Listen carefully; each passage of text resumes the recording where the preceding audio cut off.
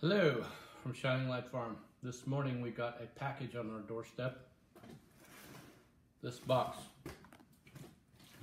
And the package was from Angela Shaw, Blue Mountain Farms in Harrisburg, Pennsylvania. They're a small mill that turns raw wool into knitting wool.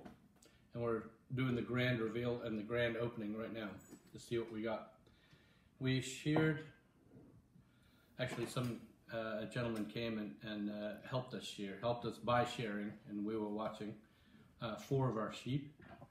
And so this is 4 Shetland sheep's worth of wool. We turned it in June, and we got it back, and I'm sure it was awful because it was covered in hay and poop, and we didn't really know what we were doing. So we didn't skirt the fleece, pull out all the bits that had no business getting sent off to the mill because we really didn't know what we didn't know. So what we should see here is about 2,000 yards worth of wool. What do you call the skeins of wool? Skeins of wool that are woven, and it's going to make a sweater. That are spun. Yeah, spun. And the sweater is going to be made by my dear mama here. To my left, your right, thus creating the mirror effect.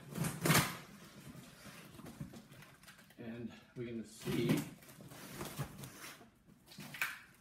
what 2,000 yards of wool looks like.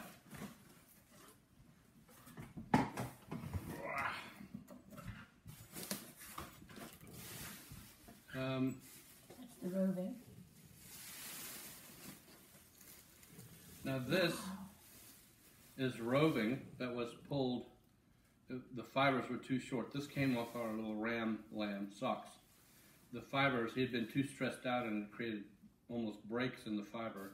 They needed a continuous 2 inches to spin the wool.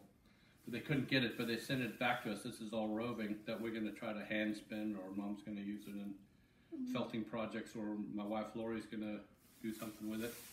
But it's essentially it's ready to be spun, I guess, and could be drop spun by hand or what have you, but it's this lovely brown color. And the cost for all this was really reasonable, I thought. What did we pay? $196.